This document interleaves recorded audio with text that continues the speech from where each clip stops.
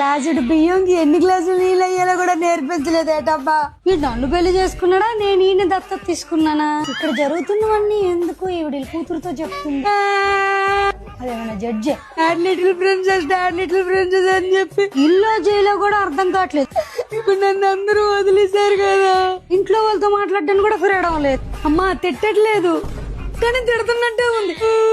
ఎటు వర్క్ చెయ్యాలి, పని చెయ్యాలి, ఇది బాగుంది. అమ్మాయితో సమానంగా చూస్తున్నాం అని చెప్తున్నారు. ఈ బోడిగా నా సైడ్ మాట్లాడుతున్నాడు, వాళ్ళ సైడ్ మాట్లాడుతున్నాడు అర్థం కాదు. మా అమ్మాయితో కంపేర్ చేసి చూస్తామని చెప్పాలి కానీ ఈడే పెద్ద విలన్ లాగా ఉన్నా. పీకి పాకం ఎట్టేస్తుంటే ఇంకేం డాడ్ లిటిల్ ప్రిన్సెస్. నేను వర్కింగ్ ఉమెన్ అర్థం కావట్లేదు, హౌస్ వైఫ్ ను అర్థం కావట్లేదు. నాకు వచ్చిన మ్యాగీకి, పెరుగన్నంకి, గుడ్డ ఆమ్లెట్ కి రెండు కలిపి కొట్టేస్తున్నారు నాకు. ఇల్లు ఇదేమో మునక్కాయ పులుసు ఎడదావా ఎగిరెడదావా అంటున్నారు. తర్వాత మాట్లాడతామా.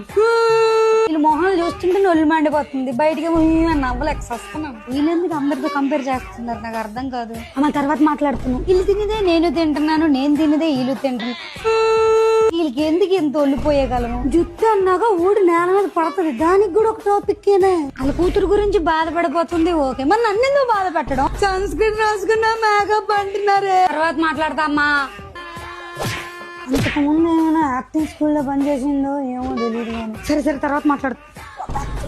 వాళ్ళతో మాట్లాడద్దు వీళ్ళతో మాట్లాడద్దు అని పెంచి ఇదేదో వీళ్ళ డబ్బులతో ఆర్డర్ పెట్టుకున్నట్టు ఎంత ఫీల్ అయిపోతున్నారేటి. వీళ్ళు ఎవరో కూడా తెలియని వాళ్ళ దగ్గర పంపించేస్తున్నారు. కొత్తలు ఎవరితో మాట్లాడద్దు అంటారు కదా, ఇక్కడ అందరూ కొత్తలేనే.